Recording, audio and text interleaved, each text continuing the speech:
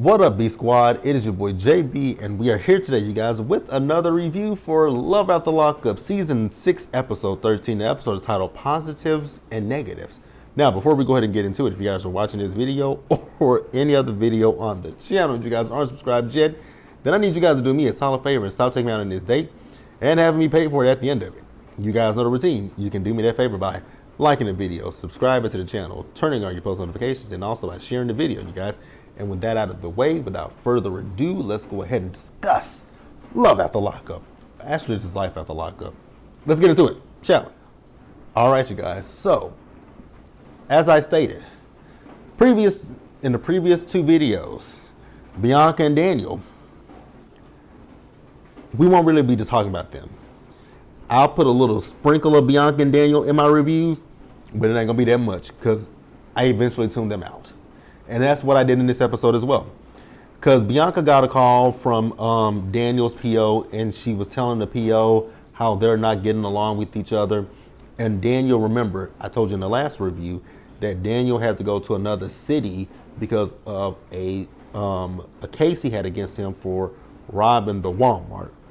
So Bianca at one point got upset when she was on the phone with the PO because the PO didn't know if Daniel would be coming back home or not. So Bianca got pissed off and acted like a little brat. Production was trying to talk to her. She didn't want to talk. If there's anything else that I left out, y'all know, when it comes to Bianca and Daniel, more specifically Bianca, I don't give a fuck. So what I will say to you guys here is, if you want to discuss Bianca and Daniel more, leave it in the comments or in the live chat of the premiere. But as far as me, we're moving on to the next couple. So what I'm gonna do is I'm gonna go from worse to worser. Shout out to Future. Worser is Brooke and JK. Now, this episode, we see Brooke with 6 fucking pregnancy tests. And I was sitting there thinking to myself, like, girl, what the f you got 6 pregnancy tests for, right? So 3 of them are positive and the other 3 are negative. I was like, you diphthong, why don't you go to the hospital and have them actually draw your blood and find out if you're pregnant? Wouldn't that be something called common sense? But maybe common sense ain't just common for Brooke. We know it ain't. Now, we also found out that Brooke has not talked to JK since they blow up.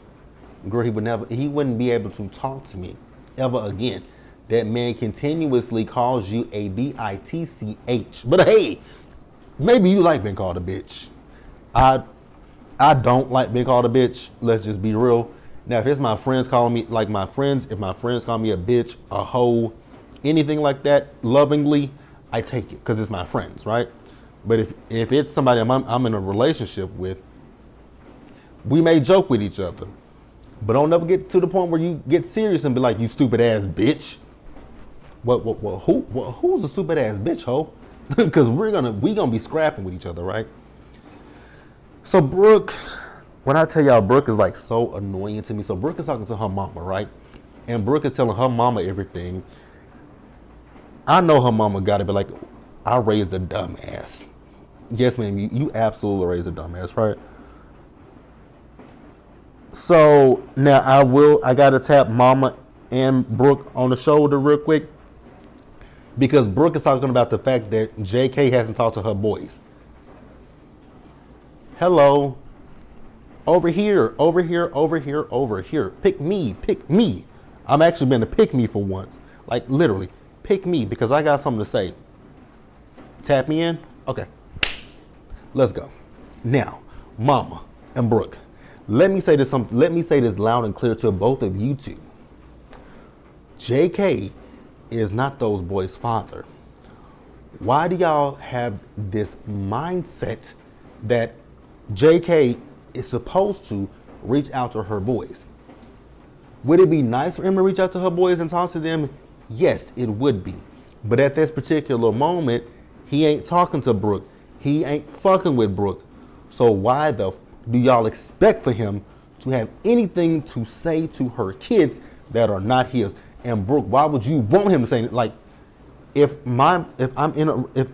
I got 2 kids and my boyfriend called me a bitch call me a bitch one time, then you call me a stupid ass bitch, nigga, don't, and he's not a nigga, but nigga, don't call my fucking kids. Don't breathe around my kids. Don't do anything involving my kids. Like, where's the logic at? Where's the fucking logic? Is it in a room with us? Because that's stupid. He disrespected you, so you think he's like, if you blatantly disrespect me, the mother of these 2 boys, don't call them. Don't reach out to them. Please don't. Because if I find out that you called them, I'm gonna call you back and be like, you raggedy, rotten mouth motherfucker, who told you to call my kids? You know what I'm saying? That's what I would say to him. But they want him to call the kids. Why? I don't know. So then Brooke, oh shit, I almost fell. So then Brooke told her mama about the pregnancy test. Her mama asked the same question that I had. Girl, why do you have so many fucking pregnancy tests? Like, why do you have 6 pregnancy tests? I don't understand it. But neither here nor there, right? So Brooke is going to go to JK's house because she wants to tell him about these pregnancy tests. I was like, you don't want to go again. Hey, Brooke, you don't want to go see your OBGYN. You don't want to go see a doctor to confirm that you're pregnant before you actually go tell this man that you're pregnant? But okay, Brooke, whatever. You're not a smart person. So Brooke goes over to JK's mama's house, right? And she tells JK. JK is worried about how he's going to tell his mama. I'm like, that should be the least of your worries at this point, sir. Your number one worry should be me and this girl about to be potentially parents. She ain't got a job. I ain't got a job. I'm living with my mama. She living with whoever, and is barely taking care of her 2 kids, chasing behind my riding mouth ass. But okay, I pray for that. I pray for that baby. So they went and told his mama and his stepdaddy. His stepdaddy said, "Jesus, help me, Lord." I was like, "I know that's right, sir." He was like, "Your mama bought you some rubbers, and it wasn't to put them on the tree." I just, for the life of me, I still don't. These, especially JK and Brooke. Why? This goes for anybody that is dating somebody. This goes for any woman. Let me be more specific. This goes for any woman that is involved with any man that is in prison. The last thing you need unless you are even then, if you're financially stable, you can never, like with babies cost so much money. You can be the most financially stable and still have issues when it comes, like, I mean, there are things that could come up, but okay, whatever. If they like it, I love it. Honestly, I don't, but if it is what it is, right? So Brooke and JK feel a way that they're not happy. I was like, why would they be happy? Brooke, you got fired from your job. JK, you don't have a job. How y'all gonna raise this baby? See, oh, I was gonna say something and I'm going to say it. Now, if anybody gets offended by what I say, let me tell you here loudly and clearly, I don't give a fuck. So, for this current administration, right? You know, they love to talk about welfare and food stamps and WIC and all that kind of stuff, right? And they try to make it out that it's our people who's on it, right? They want to make it out like it's something that it's something that so many black people are on, right? But you got trashy. I'm gonna say it. You got trashy ass white people like JK and Brooke that are the main beneficiaries of food stamps, welfare, and WIC. But they won't say anything when it's their own people. And it's also funny to me. We're gonna hop off of policy. We're gonna hop off of this in just a second, but I gotta say this. It's so funny to me that people like JK and Brooke, and I'm just saying. I'm not saying that they're like that. but they could be because they are in Texas, and they are they're in West Texas. I think they're in West Texas, and the blue cities here in Texas are Dallas, Houston, and Plano. Those are primarily blue cities in Texas. Everything else is pretty much red. So more than likely, they voted for that orange man, right?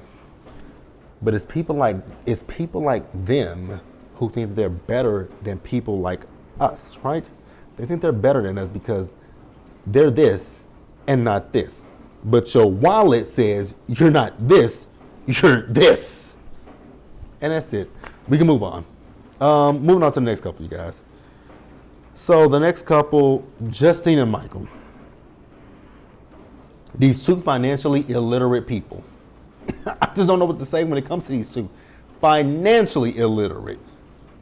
Dumb. So Justine is upset with Michael. So I forgot to mention it in the last episode that they met up with the guy that they want to run his barbershop with. They asked would they be willing to postpone the wedding. Michael said yes. Justine says no.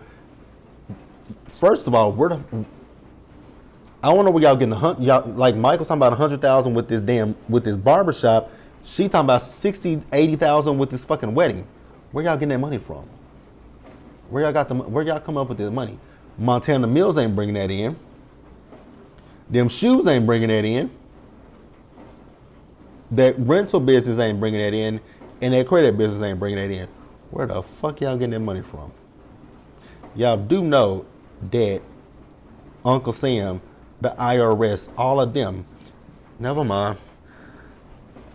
Hopefully y'all are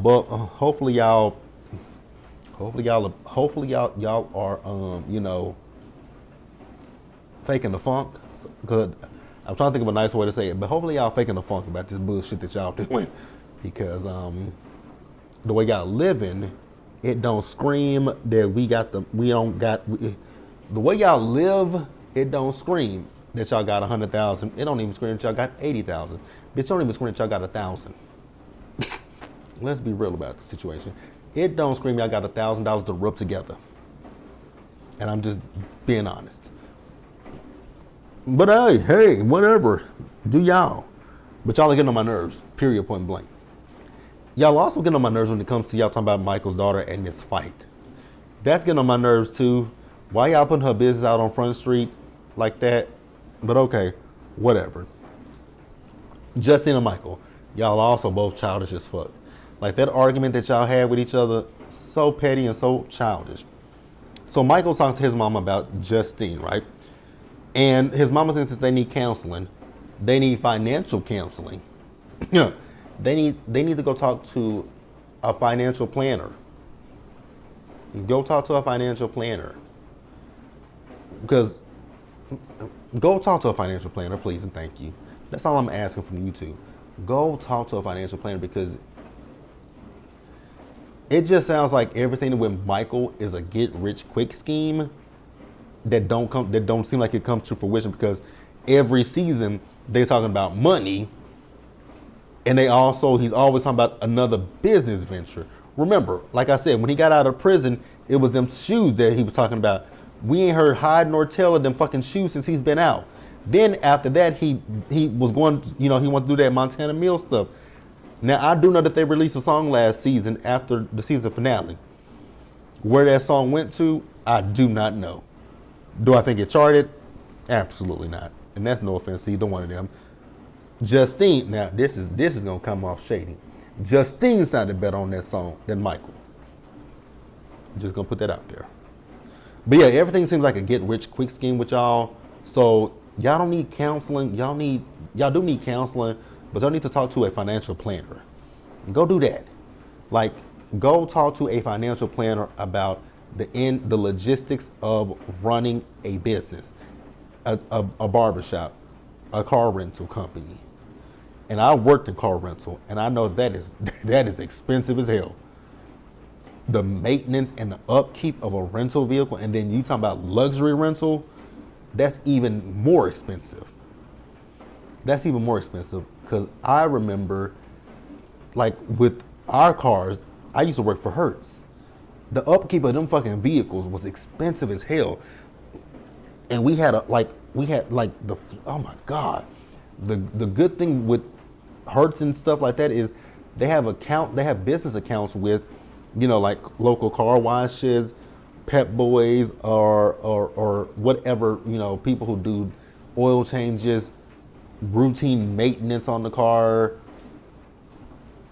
and God forbid something happens to the fucking car, right? So God forbid somebody gets into an accident, they're self-insured, so they fix the car and they bill whoever, right?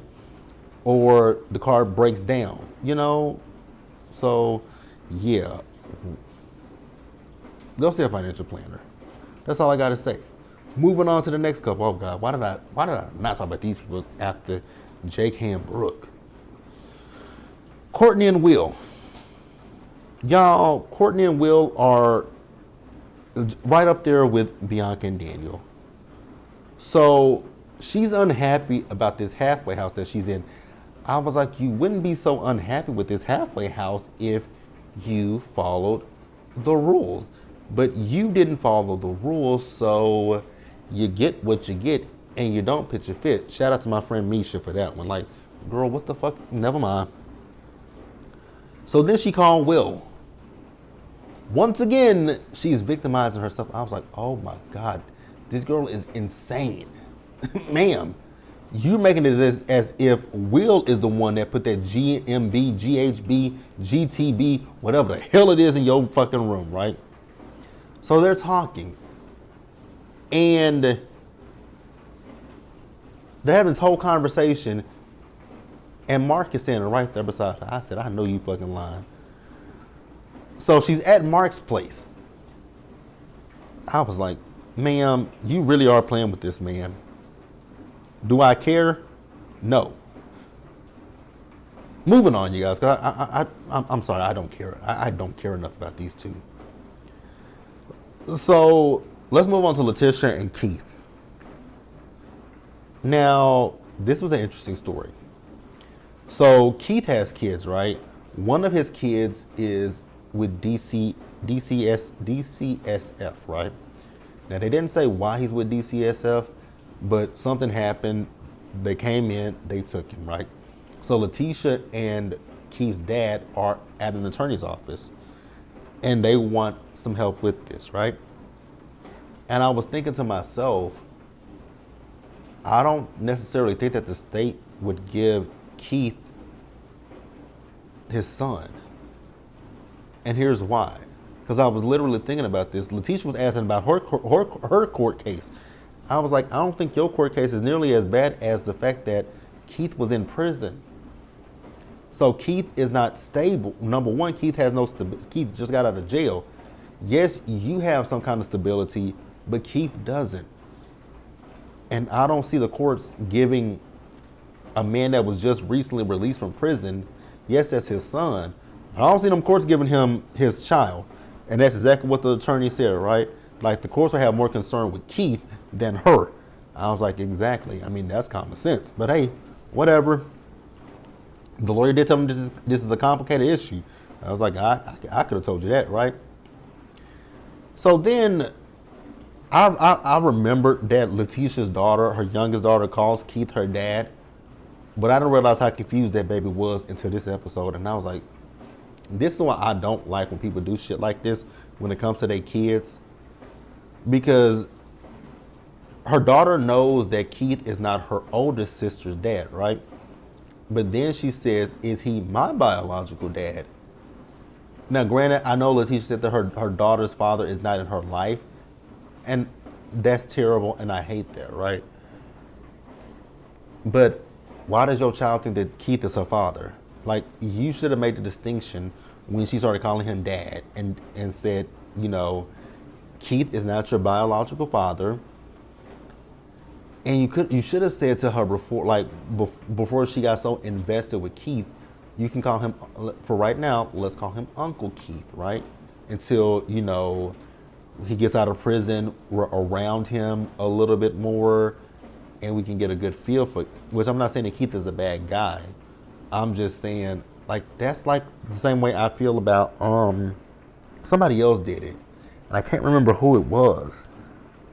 It's another girl. It's another woman that was previously on Love After Lockup, but I don't remember who it was. But her kids, I don't remember who the fuck. Kim, fucking Kim. No, was it Kim? Was it Kim? I mean, Kim was a mess in herself. It's somebody else in Love After Lockup history where her kids called the man daddy. And I was like, why? No. I remember it's old girl, they moved to Houston. Or did they move here to Dallas? Chevelle and Quaylin. Her daughter called him daddy. And then that girl last season on Life After Lockup or Love During Lockup, well, her daughter called her boyfriend bestie. I don't like it. Call him Uncle Keith or Keith. Call him Uncle Keith, or Mr. Keith, or whatever his last name is. But to call him daddy, that's whatever. That's it with them. What I will say is I was so happy to see Keith when he came out that halfway house that he did not have that gold front in his mouth. I was like, your teeth without their gold fronts, they're nice. Let's pause here and end the episode with the worst couple of them all. Okay, you guys, so Zimbabwe is back. Y'all know I intentionally say that rude heifer's name incorrectly. So before anybody comes into the comments and say her name, I think her name is Zaria or Zaria. One of them two. I don't give a what her name is. I'm gonna call her everything that I can think of with the letter Z besides her name. So Zoo and Troy are back, right? Zima still has terrible skin. I was like, my God, your skin's still terrible. So we found out that Troy has a waxing business. Congratulations to you, Troy. And we found out that Zigzag and Troy moved into a new house. So they're decorating the house for Christmas, right? And I was like, oh, okay. And then her son, Azael, was there. And so we see as Zoom and Troy are doing their one-on-one interview, right? So Troy's phone rings, and it's none other than Miss Karen calling. So Troy got up to take the call, and Karen asked where his wife, what was he doing? He said nothing. I was like, Troy, tell your mama you filming your interview with the producers of the show. But he said nothing. So she asked where was his wife at, right? Mind you, she was right there. He stepped away from her, right? So I guess Karen wanted to say something bad about Zumba, but Troy wasn't really here for it. So Troy told her, so Troy hung up in her face and she said, screw you. Y'all know I love Miss Karen. Even though she is a hot, better mess, y'all know I fucks with Miss Karen. That is my girl. So later in the episode, now we actually moved from the interview to the scene where they were decorating the house, and this is Christmas time, right? So Troy's sister calls him because I guess their little brother is spiraling. So Troy is going to be leaving to go to, is it Syracuse or is it Albany? I think he's going to upstate New York, right? They're in upstate, his family's in upstate New York, right? I think it's Syracuse, right? It's Syracuse, right? Y'all correct me if I'm wrong. So when I tell y'all this girl gets on my fucking nerves. So Zebra is pissed off that Troy is leaving. I was like, of course you would be pissed that he's leaving. So she wants to go with him because she wants to talk to Yana.